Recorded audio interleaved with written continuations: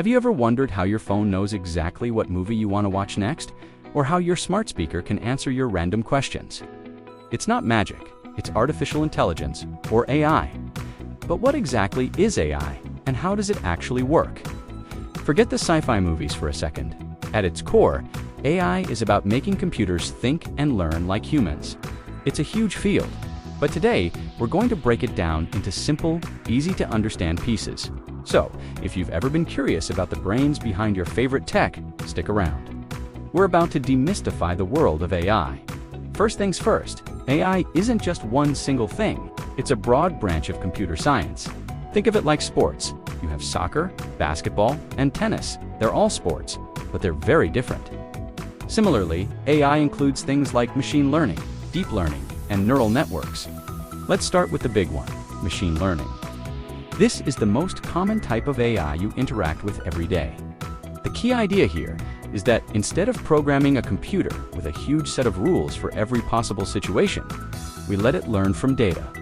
Imagine you want to teach a computer to tell the difference between a cat and a dog. The old way would be to write millions of lines of code describing what a cat is, pointy ears, whiskers, a certain tail shape, and so on.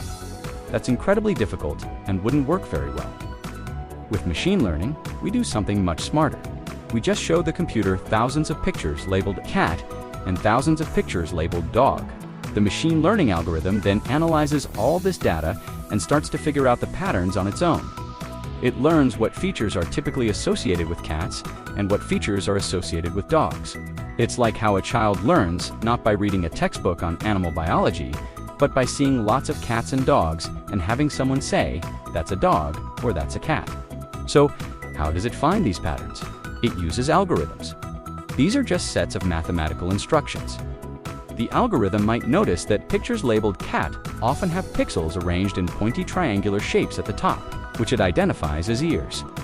It might notice that dog pictures have a wider variety of snout shapes. It's all about statistics and probability. The algorithm isn't thinking in a human sense. It's calculating the probability that an image with certain features is a cat versus a dog. The more data it gets, the better its predictions become. This is why companies like Google and Facebook are so data hungry. More data means smarter AI. This process of learning from labeled data is called supervised learning. It's supervised because we, the humans, provide the correct labels. Your spam filter is a great example. It was trained on millions of emails that people had marked as spam or not spam. Now, it can look at a new email and predict, with pretty high accuracy, whether it's junk or something you want to read. But what if you don't have labeled data? That's where unsupervised learning comes in. Imagine you have a massive box of different fruit samples, bananas, and oranges, but they're not labeled. You could ask a computer to sort them into groups based on their similarities. The AI would analyze features like color, shape, and size. It would notice a bunch of long yellow objects and put them in one pile. It would find round red objects and put them in another. It doesn't know they're called bananas or apples, but it can identify the clusters. This is incredibly useful for things like customer segmentation, where a company might want to group customers with similar buying habits to create targeted marketing campaigns. There's also a third type, which is super cool, reinforcement learning. This is the type of AI that gets really good at playing games, like chess or Go. It's also how we're teaching robots to walk or self-driving cars to navigate. Reinforcement learning works like training a pet. The AI or agent is put in an environment like a game board or a virtual city. It can take certain actions.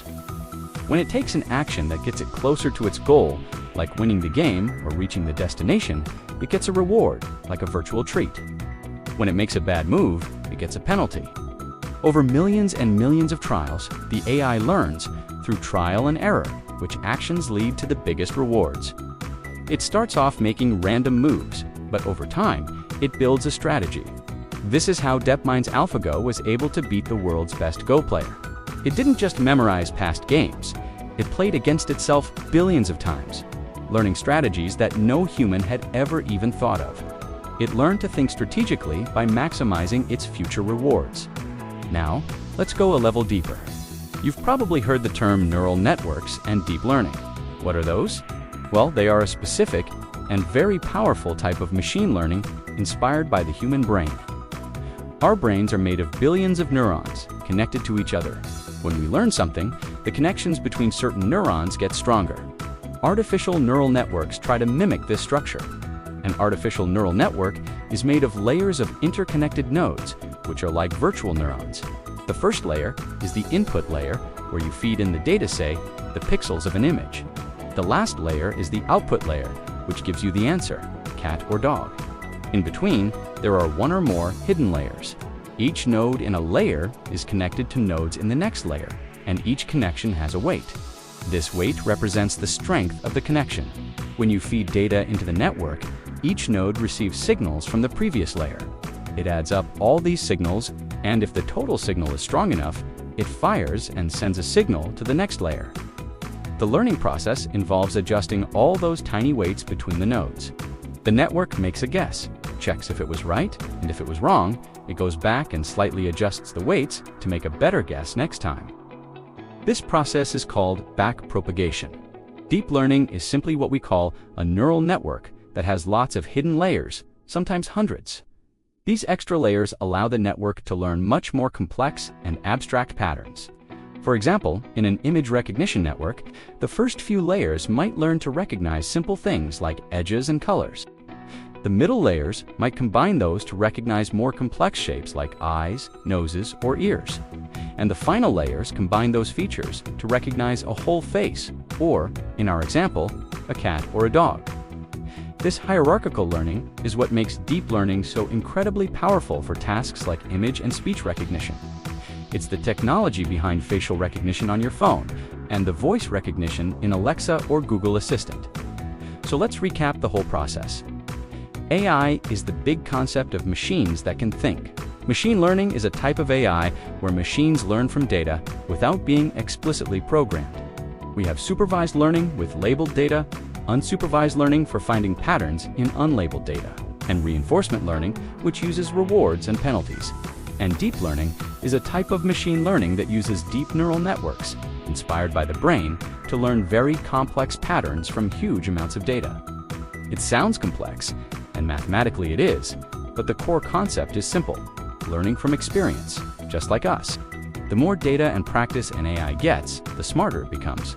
This is why AI is improving at such an incredible rate. We're generating more data than ever before. And our computers are getting more powerful, allowing us to build bigger and deeper neural networks. From recommending your next song to helping doctors diagnose diseases earlier, AI is already transforming our world. And it's not some scary, all-knowing intelligence from the movies. It's a Tula, very powerful tool built on math and data, designed by humans to solve human problems. Understanding how it works is the first step to harnessing its potential and ensuring it is used for good. I hope this has cleared up some of the mystery surrounding artificial intelligence. It's a fascinating field that's only going to become more important. If you enjoyed this breakdown and want to learn more about cool tech topics, make sure to like this video and subscribe to the channel. Thanks for watching, and I'll see you in the next one.